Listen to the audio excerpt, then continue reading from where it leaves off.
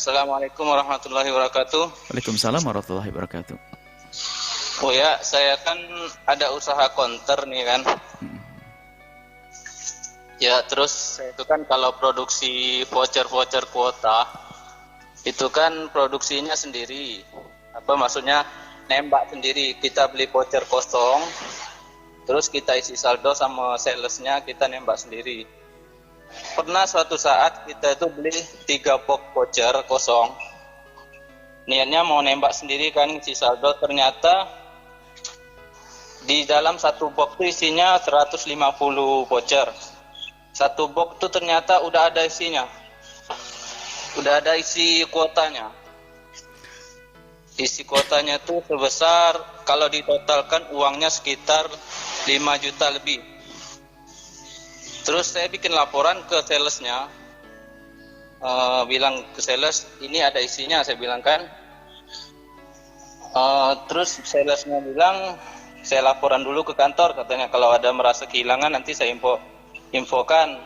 Ternyata pas penutupan pembukuan, terus dari pihak kantor tidak ada mengakui itu, Ustadz.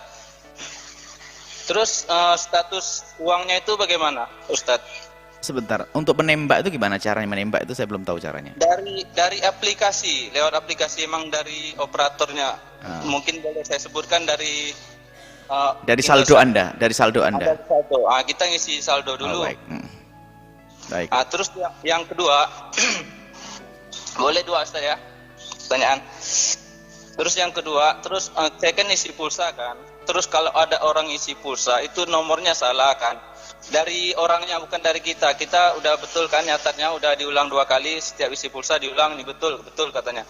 Terus orangnya udah pergi, ternyata nomornya salah, terus tidak masuk. Terus uangnya itu bagaimana Ustaz? Kalau orang dekat sih atau orang kenal kan nyaman kita kembalikan. Kalau orang jauh kan gimana, HP-nya negatif, nomornya salah, itu gimana status uangnya itu? Apa kita? Masya Allah. Terima kasih. Cukup? Cukup. Baik, terima kasih atas pertanyaan. Dari Pontianak jauh. Subhanallah. Jadi gini, pertama adalah hendaknya semua dari kita itu adalah punya rasa takut mengambil sesuatu yang bukan miliknya. Itu iman yang sesungguhnya.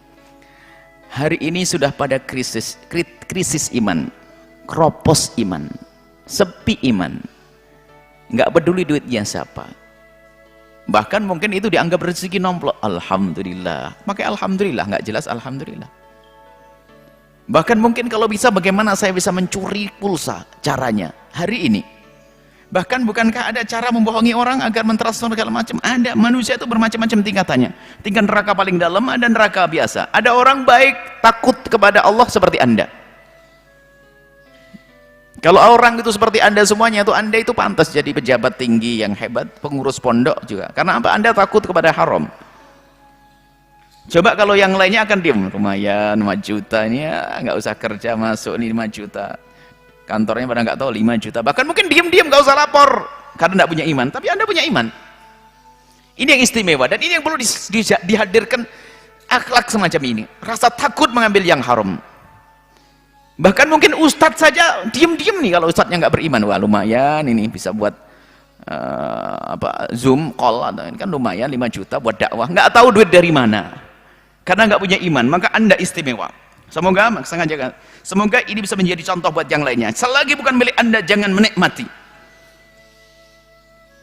Kemudian setelah itu cari solusinya. Bagaimana? Seperti Anda sudah benar, Anda sampaikan pada yang bersangkutan. Jika ternyata di sana belum ada jawaban, maka ketahuilah Anda boleh menggunakan uang 5 juta tersebut, akan tetapi harus di benak Anda dalam catatan.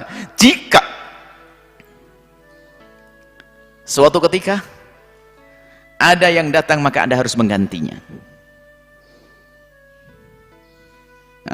Karena tidak tahu jelunturnya uang dari mana.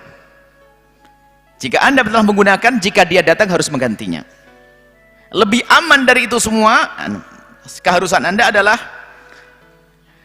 Anda simpan uang tersebut. Kalau tidak berani menyimpan, berikan kepada qadhi. Dalam Islam itu qadhi yang dipercaya, pemerintah yang dipercaya untuk menyampaikan. Kalau memang ternyata Anda tidak bisa melakukan itu semuanya, maka caranya adalah sedekahkan ke tempat-tempat yang baik, masjid, pondok pesantren dan sebagainya, karena itu bukan duit haram. Siapa nggak tahu duit haram? Tapi duit nggak jelas. Dikatakan haram, Anda tidak mencuri, duit tiba-tiba masuk ke saku Anda kembalikan kepada siapa? Kembalikan kepada Allah. Anda masukkan ke pondok pesantren 5 juta, pesantren terdekat di situ. Tapi catat, suatu ketika jika ternyata dari pihak sales itu telepon saya, maka saya wajib ganti. Dan jangan khawatir, Anda orang baik, pasti diganti oleh Allah. Bahkan setelah itu rezeki Anda akan banyak, seperti itu. Sama dengan jawaban yang kedua, orang dia sudah membayar, ternyata orangnya tidak ada. Anda akan mengirimkan pulsa, nggak bisa, nomornya salah, orangnya hilang, namanya toko kan lalu lalang begitu. Anda catat saja, dengan nomor ini saya kirim pulsa kok tidak nyampe, namanya ini. Nanti suatu ketika kalau tiba-tiba orang datangnya, ada catatan Anda. Semoga Anda panjang umur, kalau seandainya kita mati ada anak kita membaca. Tapi itu juga masih ribet. Anda catat satu sisi, kemudian setelah itu apa? Anda keluarkan dari uang tersebut, karena itu bukan uang Anda. Sama, Anda berikan ke tempat yang baik, tempat yang mulia. Tapi kalau seandainya orang yang bersangkutan datang, maka Anda harus menggantinya. Nah, di saat 5 juta Anda berikan ke pondok, kemudian orangnya datang minta ganti, atau yang tadi beli pulsa kemudian Anda berikan ke pondok, orangnya datang lalu Anda mengganti, maka hebat pahala Anda. Pahala warok pada takut kepada haram itu lebih tinggi. Yang kedua adalah Anda pahala sedekah utuh. Anda sedekah, jadi sedekah Anda akan berkah harta Anda, seperti itu. Yang penting jangan membiasakan menyimpan di kocek kita, di kantong kita yang bukan milik kita.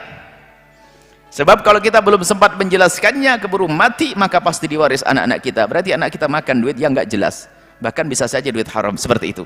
Semoga Allah menjaga Anda, lapang rezeki Anda, mulia di dunia, mulia di akhirat. Semoga Allah menjadikan kita semua yang takut kepada haram semuanya. Wallahu a'lam bissawab.